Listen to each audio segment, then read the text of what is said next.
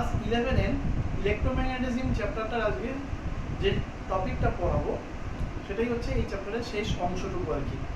প্রথমে যেটা নিয়ে আমরা শুরু করব সেটা হচ্ছে গত ক্লাসে আমরা দেখেছিলাম হচ্ছে যে কোনো একটা তড়িৎবাহী কন্ডাক্টরকে যদি আমরা কোনো ইউনিফর্ম ম্যাগনেটিক ফিল্ডের মধ্যে রাখি তাহলে সেক্ষেত্রে কি হয় যে ওই ম্যাগনেটিক ফিল্ডের জন্য তড়িৎবাহী কন্ডাক্টরের উপর একটা ফোর্স কাজ করে এবং সেই ফোর্সের ফর্মুলা হচ্ছে BIL sin থিটা। যদি থিটা আমার 90 ডিগ্রি হয়ে থাকে তাহলে সেক্ষেত্রে F ইকুয়াল টু হবে BIL। তো আজকে যেটা করাবো সেটা হচ্ছে action of current on current. দেখো, action of current on current বাংলাটা হচ্ছে প্রবাহের ওপর প্রবাহের ক্রিয়া। জিনিসটা বোঝাই।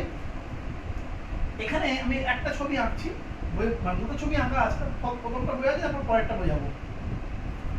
দুটো তার নেওয়া আছে, parallel wire, infinitely long parallel wire নেওয়া আছে। একটা হচ্ছে PQ আর একটা হচ্ছে RS এবং they are separated by a small distance R। তাদের মধ্যে ছোট দূরত্ব হচ্ছে বা R ব্যবধানে রাখা আছে। PQ তারের মধ্যে দিয়ে I2 প্রবাহ হচ্ছে, PR আর RS তারের মধ্যে দিয়ে I1 প্রবাহ হচ্ছে এবং দুটো প্রবাহ সমমুখী অর্থাৎ একই ডিরেকশনে কাজ করছে। দেখানো যায় যে I1 প্রবাহের জন্য ম্যাগনেটিক ফিল্ড কাজ করবে হচ্ছে নিচের দিকে। এবার জিনিস ভালো করে দেখো, এই যে I1 প্রবাহের জন্য ম্যাগনেটিক ফিল্ড তৈরি হচ্ছে, একইভাবে I2 কারেন্টের জন্য কিন্তু ম্যাগনেটিক ফিল্ড তৈরি হবে।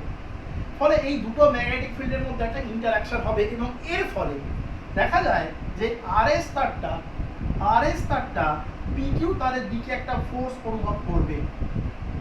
RS তারটা PQ তারের দিকে একটা ফোর্স অনুভব করবে। একইভাবে নিউটনের থার্ড ল অনুসারে PQ তারটাও RS তারের দিকে একটা ফোর্স অনুভব করবে। অর্থাৎ এক্ষেত্রে এই ফোর্সটা হচ্ছে অ্যাট্রাকটিভ ফোর্স, অর্থাৎ তার দুটোকে পরস্পরকে অ্যাট্রাকশন করবে। আবার এই ছবিটাটি উল্টো কথা বলছে, এখানে কারেন্ট দুটো বাকি সমস্ত কনফিগারেশন একই আছে, কারেন্ট দুটো জাস্ট রিভার্স ডিরেকশনে যাচ্ছে, অর্থাৎ অপোজিট ডিরেকশনে যাচ্ছে। I2 ডিরেকশন চেঞ্জ হয়নি কিন্তু I1 ডিরেকশন চেঞ্জ হয়ে গেছে।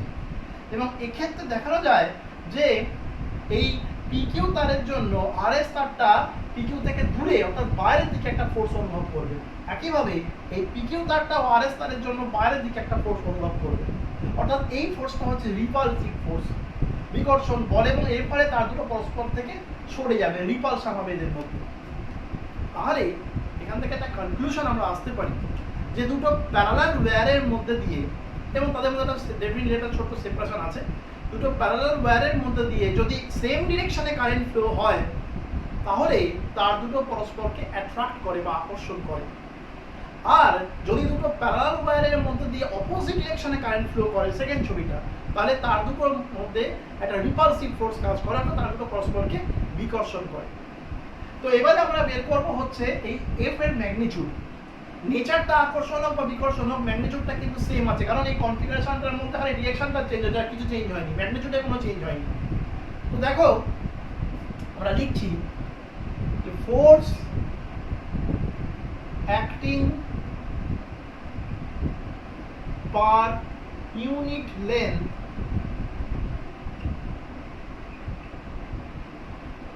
of the wire RS due to the wire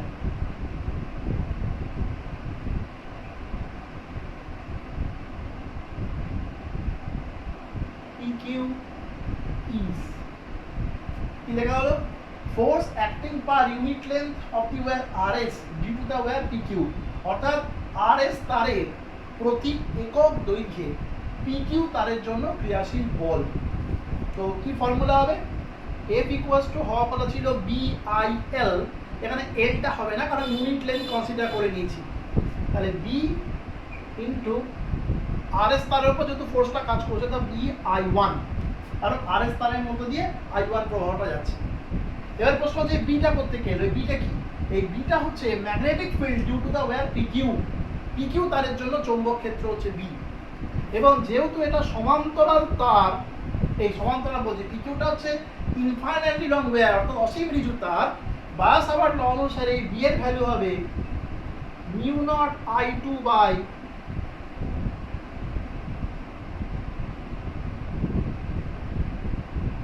pi R, mu naught I2 by 2 pi R, আর এখানে একটা I1 যেরকম ছিল। তাহলে অ্যাকচুয়ালি ফোর্সটা যেটা পেলাম F ইকুয়ালস টু, এটা হলো হচ্ছে mu naught I1 I2 by 2 pi R. এটা হচ্ছে ফোর্সের ম্যাগনিটিউড। এটা দুটো ক্ষেত্রেই সেম, আরএস তারের জন্য হতে পারে, আবার পিকিউ তারের জন্য হতে পারে। নেচারটা আমি আবার বলছি, সেম ডিরেকশনে কারেন্ট গেলে এটা হবে অ্যাট্রাকটিভ ফোর্স, অপোজিট ডিরেকশনে কারেন্ট গেলে রিপালসিভ ফোর্স হবে। নেচারটা চেঞ্জ হতে পারে কিন্তু ম্যাগনিটিউডটা চেঞ্জ হবে না, ম্যাগনিটিউডটা সেম থাকবে। দেখে নাও এক্সপ্রেশনটা।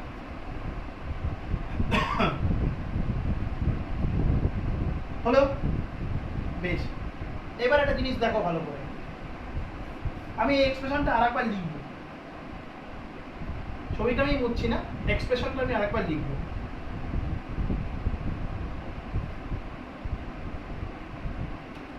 F equals to mu naught I1 I2 by 2 pi r। আমরা ধরে নিলাম let I1 equals to I2 equals to I and that is 1 ampere। আমরা ধরে নিলাম দুটো তারের মধ্যে দিয়েই সমান পরিমাণ কারেন্ট যাচ্ছে এবং সেটা হচ্ছে 1 অ্যাম্পিয়ার। সেটা আবারও বলছি, যেটা এই ছবিটা হোক বা এই ছবিটা হোক, ফোর্সের নেচারটা খালি চেঞ্জ হবে, এটা অ্যাট্রাকটিভ এটা রিপালসিভ, কিন্তু ম্যাগনিটিউডে কোনো চেঞ্জ হবে না। তাহলে এটা যদি বসিয়ে দিই, F ইকুয়ালস টু হচ্ছে মিউ নট এর value 4 pi into 10 to the power -7 into এটা মানে হচ্ছে 1 স্কোয়ার মানে 1ই হবে বাই 2 পাই, আর এই ডিসটেন্সটাকে ধরলাম এটা 1 মিটার, আর এর ভ্যালুটা ধরে নিয়েছি 1 মিটার, অর্থাৎ তারা 1 মিটার ডিস্টেন্সে সেপারেট রয়েছে। বসালে এটার ভ্যালু হবে হচ্ছে 2 into 10 to the power -7 Newton. হিসাব করে দেখো, এটার ভ্যালু হবে হচ্ছে 2 into 10 to the power -7 Newton. এখান থেকে এই ক্যালকুলেশন থেকে আমি 1 অ্যাম্পিয়ারের ডেফিনেশন আসতে পারি এবং এটা পরীক্ষায় দেয়। কি ডেফিনেশন বলছে যে দুটো ইনফাইনাইটলি লং প্যারালাল ওয়্যার যদি 1 মিটার সেপারেশনে থাকে এবং তাদের মধ্যে দিয়ে যদি 1 অ্যাম্পিয়ার কারেন্ট যায়, সেটা সেম ডিরেকশনে হতে পারে বা অপোজিট ডিরেকশনে হতে পারে, তাহলে তার দুটোর মধ্যে যদি ক্রিয়াশীল বল, তড়িৎ বল, electric force 2 into 10 to the power -7 newton হয়, তাহলে সেই কারেন্টটা যেটা তার দুটোর মধ্যে দিয়ে ফ্লো হচ্ছিল সেটা হচ্ছে 1 অ্যাম্পিয়ার। আবার বলছি যে দুটি দীর্ঘ সমান্তরাল পরিবাহী 1 মিটার দূরত্বে অবস্থান করলে এবং যদি তাদের মধ্যে দিয়ে সমমানে প্রবাহ যায়, তাহলে তার দুটির মধ্যে যদি ক্রিয়াশীল আকর্ষণ বা বিকর্ষণ বলের মান 2 into 10 to the power -7 newton হয়, তাহলে সেই প্রবাহকে বলা হয় 1 অ্যাম্পিয়ার প্রবাহ। বুঝে গেল কথাটা? এটা কিন্তু ডেফিনেশনে আসে, ভালো করে দেখে নাও। দেখে নিয়েছো? ওকে, আমাদের নেক্সট টপিকটা ভীষণ ইম্পর্টেন্ট, সেটা হচ্ছে টর্ক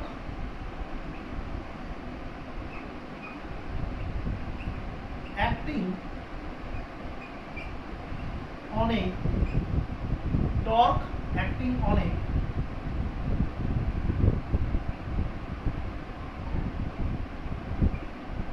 current carrying loop।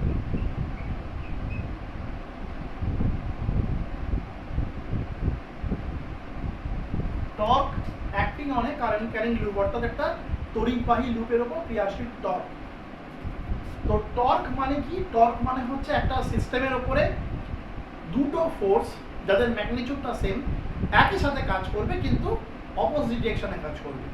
একই সঙ্গে দুটো সেম ম্যাগনিটিউডের ফোর্স কাজ করবে একটা সিস্টেমের উপরে কিন্তু অপোজিট ডিরেকশনে কাজ করবে, এবং এই অপোজিট ডিরেকশনে কাজ করার পরে রেজাল্টেন্ট ফোর্স 0, অর্থাৎ তার কোনো লিনিয়ার মোশন হবে না সিস্টেমটা, কিন্তু সিস্টেমটা একটা অ্যাক্সিসকে ঘিরে রোটেশন করবে, রোটেট করবে, এবং সেটাকেই আমরা বলি হচ্ছে টর্ক।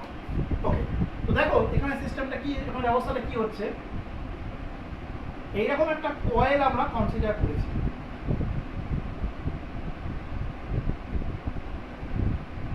এটা অ্যাকচুয়ালি মোটর প্রিন্সিপালেরও একটা বলতে পারো যে ছোট্ট সংস্করণ। তোমরা ক্লাস 10 বৈদ্যুতিক মোটর পড়েছো, এটা তারই একটা ছোট্ট সংস্করণ।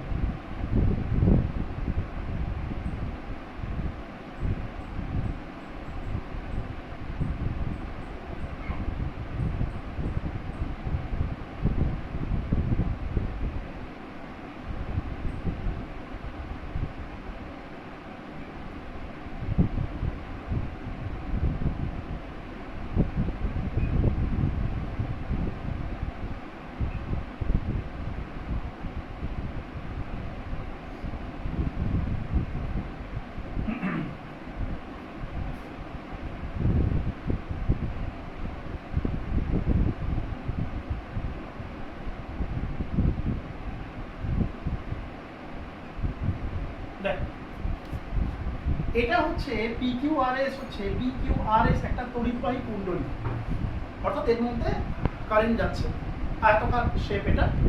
তো এটাকে বলা হয় আর্মেচার বলা হয়। এই আর্মেচারটাকে একটা ম্যাগনেটিক ফিল্ডের মধ্যে দেখতেই পাচ্ছ, এটা হচ্ছে নর্থ পোল, এটা সাউথ পোল, ম্যাগনেটিক ফিল্ডের ডিরেকশনটা কাজ করছে নর্থ টু সাউথ। ওকে, তাহলে এটা লেন্থ ধরলাম হচ্ছে আমি L, কিছু কথা আগে লিখতে হবে। লেন্থ হচ্ছে L, ব্রেথ হচ্ছে B।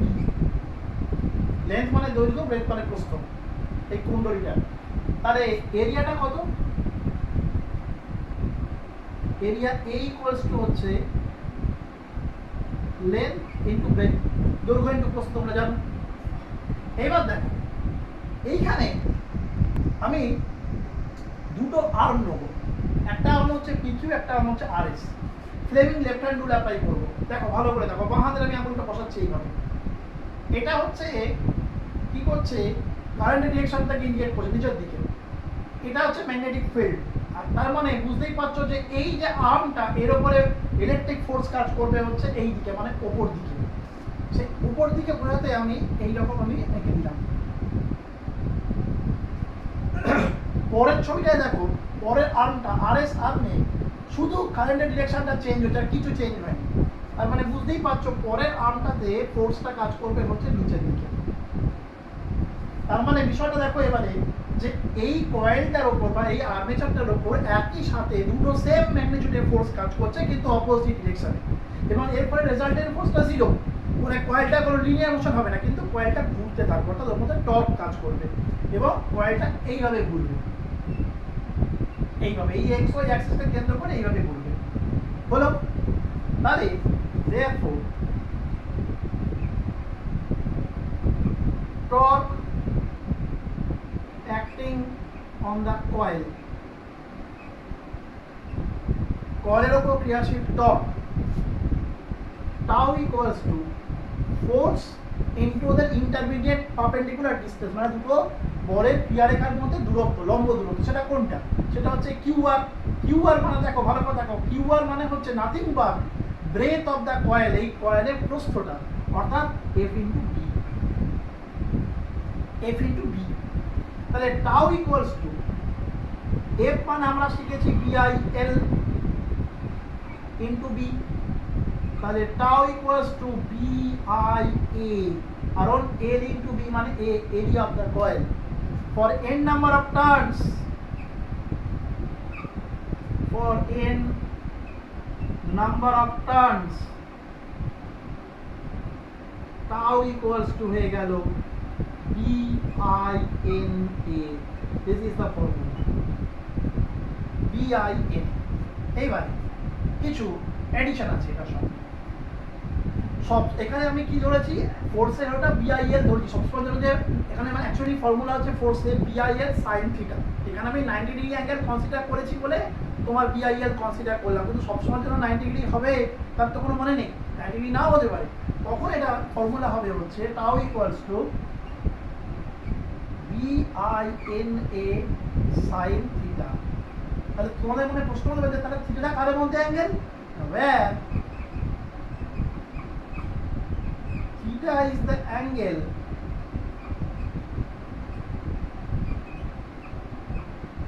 between A and B, অর্থাৎ এরিয়া ভেক্টর এবং তোমার ম্যাগনেটিক ফিল্ডের মধ্যে অ্যাঙ্গেলটা হচ্ছে থিটা। ঠিক আছে, দেখে নাও, জিনিসটা খুব ইম্পর্টেন্ট, দেখে নাও। একটা জিনিস লিখে দিয়ে ভেক্টর ফর্মটাও লিখে দিচ্ছি, একবারে লিখে দেবে এখানে। Vector form tau equals to I M A cross B, B cross A নয় কিন্তু, এ ক্রস বি, এটা হচ্ছে vector form. Tau equals to I M A cross B, এটা কিন্তু ভীষণ ইম্পর্টেন্ট, পরীক্ষাতে আসে। এবং এই টর্কের ওপর ভিত্তি করে এই প্রিন্সিপালটাকে কাজে লাগিয়ে কি হবে, আমরা গ্যালভানোমিটারের কথা আলোচনা করব। তো ছোট করে একটু বলে দিই, আগে তোমরা একটু দেখে নাও একটা ক্যালকুলেশনটা, দেখে নিয়েছো? তো গ্যালভানোমিটারের কথা যেটা বলবো, গ্যালভানোমিটার মানে হচ্ছে যে এমন একটা ডিভাইস যে কোনো বর্তনীতে তড়িৎ প্রবাহ হলে তার যে কাঁটাটা সেটা ইন্ডিকেট করে পয়েন্টারটা, এবং আমি বুঝতে পারি যে এটা তড়িৎ প্রবাহ হচ্ছে। তো অ্যাকচুয়ালি এই বিষয়টা কি সেটা বলি, দু ধরনের গ্যালভানোমিটার হয়, একটা হচ্ছে মুভিং ম্যাগনেট গ্যালভানোমিটার, একটা হচ্ছে মুভিং কয়েল গ্যালভানোমিটার। তো মুভিং ম্যাগনেট গ্যালভানোমিটার আমাদের সিলেবাসের মধ্যে নেই, তো ওটা আমাদের জানার দরকার নেই। উদাহরণ চাইলে দিতে পারি, ওটা হচ্ছে সাইন গ্যালভানোমিটার, ট্যানজেন্ট গ্যালভানোমিটার, এগুলো হচ্ছে moving magnet galvanometer. Are moving coil galvanometer যেটা, সেটা হচ্ছে তোমার টেবিল গ্যালভানোমিটার, ডিআরসনভ্যাল গ্যালভানোমিটার। আমাদের টেবিল গ্যালভানোমিটার আমরা পড়বো, এক্ষুনি জানবো। বিষয়টা হচ্ছে কি, এখানে একটা কয়েল থাকে, জাস্ট এইরকম প্রিন্সিপাল, এই কয়েলটাকে একটা ম্যাগনেটিক ফিল্ডের মধ্যে রেখে দেওয়া হয়, দিয়ে বর্তনীর যে তড়িৎ প্রবাহটা সেটা এই কয়েলের মধ্যে দিয়ে করা হয়। এইরকম করলে কি হবে, কয়েলটার মধ্যে টর্ক কাজ করবে এবং কয়েলটা ঘুরবে। কয়েলটা রোটেশন দেখেই বুঝতে পারবো যে সার্কিটের মধ্যে কারেন্টটা যাচ্ছে, জাস্ট এই প্রিন্সিপাল, আর কিছু না। তো আমরা এখন টেবিল গ্যালভানোমিটারের সঙ্গে মানে সম্পর্কে অল্প বিস্তর জানবো। দেখ, এটা হচ্ছে টেবিল গ্যালভানোমিটার একটা ছবি। এইখানে পি কিউ আর এস, এটা হচ্ছে আমার কয়েলটা ছিল, ওই কয়েলের মাঝখানে না একটা এই চোঙাকৃতি আয়রন কোর আটকানো আছে। ওই কয়েলটার মাঝখানে একটা চোঙাকৃতি আয়রন কোর আটকানো আছে, এইটা হচ্ছে চোঙাকৃতি আয়রন কোর। এবং এই কয়েলটার সঙ্গে দেখতে পাচ্ছ এই দুটো লম্বা জিনিস রয়েছে, এইচ আর এইচ ড্যাশ, এগুলোকে বলা হয় হেয়ার স্প্রিং, এগুলোকে বলা হয় হেয়ার স্প্রিং। এটা কয়েলটাকে রোটেট করতে সাহায্য করে, হেয়ার স্প্রিং। আর এই হেয়ার স্প্রিং এর সঙ্গে এক্স আর ওয়াই দুখানা তার আছে। এইটার মধ্যে দিয়ে কি হয়, এক্স আর ওয়াই এর মধ্যে দিয়ে কি হয়, বর্তনীর তড়িৎ প্রবাহটা এক্স দিয়ে মনে করো প্রবেশ করলো, হেয়ার স্প্রিং দিয়ে এই কয়েলটার মধ্যে গেল, আবার এইচ ড্যাশের মাধ্যমে ওয়াই এর মধ্যে দিয়ে বর্তনীতে ফিরে গেল। অর্থাৎ এক্স এবং ওয়াই এটা হচ্ছে একটা টার্মিনাল, যার মাধ্যমে বর্তনীর তড়িৎ প্রবাহটা এই কয়েলটার মধ্যে প্রবেশ করে। আর হচ্ছে পয়েন্টার, পয়েন্টার মানে হচ্ছে দেখো এখানে কিছু দাগ মারা আছে, এই দাগগুলো হচ্ছে ডিগ্রি, কোণের দাগ আছে। যখন এটা ঘুরবে, এটা ঘোরার সঙ্গে সঙ্গে পয়েন্টারটাও ঘুরবে, অর্থাৎ এটা বুঝতে পারবে যে কত ডিগ্রি অ্যাঙ্গেলে হেলে গেছে। আর এটা হচ্ছে ম্যাগনেট, এরকম করে বসানো আছে। এবার বিষয়টা বলি কি হয়, ভালো করে শোনো। বিষয়টা হচ্ছে যে ম্যাগনেটে এভাবে বসানো আছে, মানে ম্যাগনেটিক ফিল্ড অনেক সময় দেখতে পাচ্ছ কাজ করবে এইদিকে, এন টু এস করলো। এবার বর্তনীর তড়িৎ প্রবাহটা এক্স এর মাধ্যমে এলো, এসে এই কয়েলটার মধ্যে দিয়ে ফ্লো হয়ে ওয়ার মাধ্যমে বেরিয়ে গেল। তাহলে এই ম্যাগনেটিক ফিল্ডের মধ্যে রাখা কয়েলটার মধ্যে যেই তড়িৎ প্রবাহ হবে, সঙ্গে সঙ্গে কি করবে, এর মধ্যে টর্ক কাজ করবে। এবং সেই টর্কের কি ফর্মুলা হবে, টাউ ইকুয়ালস টু হবে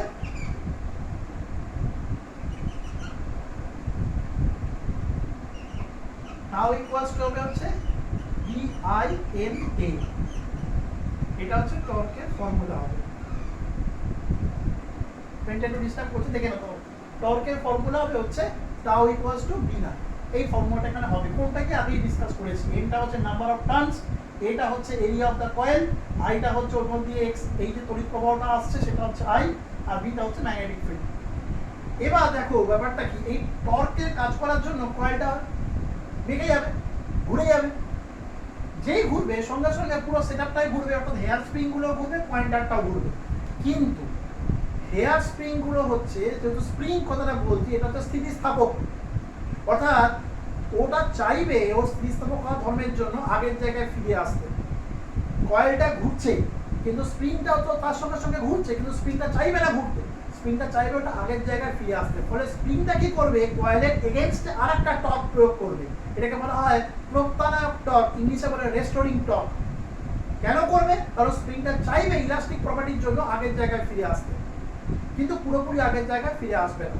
ফলে এই কয়েলটার উপর অ্যাকচুয়ালি দুখানা টর্ক কাজ করবে।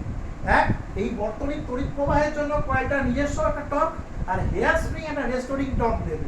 এই দুটো টর্কের জন্য কয়েলটা একটা সার্টেন অ্যাঙ্গেলে কি করবে, তোমার রেস্টে আসবে বা ইকুইলিব্রিয়ামে আসবে, এবং সেক্ষেত্রে সেই টর্কটা যদি টাউ ড্যাশ হয়ে থাকে, and that should be C theta, যেখানে থিটা হচ্ছে angle of deflection, angle of deflection, angle of ডিফ্লেকশনের বাংলা হচ্ছে বিক্ষেপ কোণ, আর সিটা হচ্ছে কনস্ট্যান্ট। এবার দেখো, আচ্ছা এই আমি আবার বলছি, টাউ ড্যাশটা কিন্তু হচ্ছে রেস্টোরিং টর্ক, প্রত্যানায়ক টর্ক, যেটা কিন্তু হেয়ার স্প্রিং এর জন্য কাজটা করেছে। আর টাউটা হচ্ছে কয়েলটার নিজস্ব টর্ক, যেটা নাকি এই মধ্য দিয়ে এক্স এর মাধ্যমে যে তড়িৎ প্রবাহটা হয়েছে তার জন্য এসছে। এবার এই দুটো টর্ক হচ্ছে ইকুয়াল এন্ড অপোজিট, তবেই ওটাকে ইকুইলিব্রিয়ামে আসবে। তাহলে তাই যদি হয় ইন ইকুইলিব্রিয়াম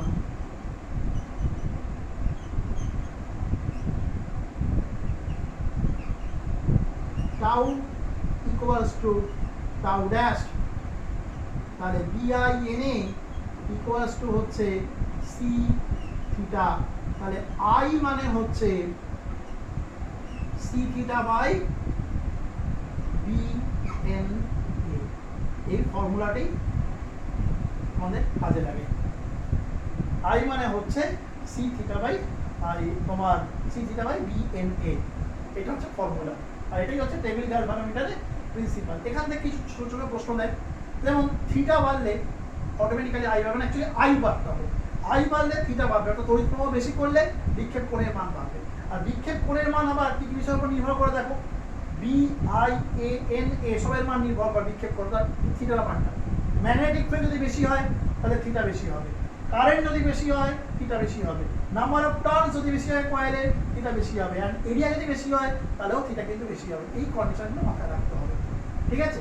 আর একটা প্রশ্ন আছে, সেটা হচ্ছে সেন্সিটিভিটি অফ গ্যালভানোমিটার, গ্যালভানোমিটারের সুবিধা সেটা হচ্ছে কি, যে একটা গ্যালভানোমিটার কত সূক্ষ্ম তড়িৎ প্রবাহকে পরিমাপ করতে পারবে। অর্থাৎ প্রায় দেখা যায় মাইক্রো অ্যাম্পিয়ার অবধি যদি মাইক্রো অ্যাম্পিয়ার অর্ডারে তড়িৎ প্রবাহ পরিমাপ করতে সক্ষম হয়, অর্থাৎ মাইক্রো অ্যাম্পিয়ারে কারেন্ট গেলেও ডিফ্লেকশন দেবে, তো সেটাকে আমরা বলবো হচ্ছে হাইলি সেন্সিটিভ গ্যালভানোমিটার, ঠিক আছে? এটাই হচ্ছে আমাদের সিলেবাসের মধ্যে ছিল। আর একটা জিনিস ওখানে আছে, সেটা আমি তোমাদেরকে অলরেডি ডিসকাস করে দিয়েছি আগের ভিডিওগুলোতে, সেটা হচ্ছে গ্যালভানোমিটার থেকে কি করে অ্যামিটার তৈরি করা যায়, আর গ্যালভানোমিটার থেকে কি করে ভোল্টমিটার তৈরি করা যায়, এগুলো অলরেডি আমরা ডিসকাস করে দিয়েছি। তো এই ভিডিওটা দেখে নাও, এখানেই এই চ্যাপ্টারটা শেষ হলো।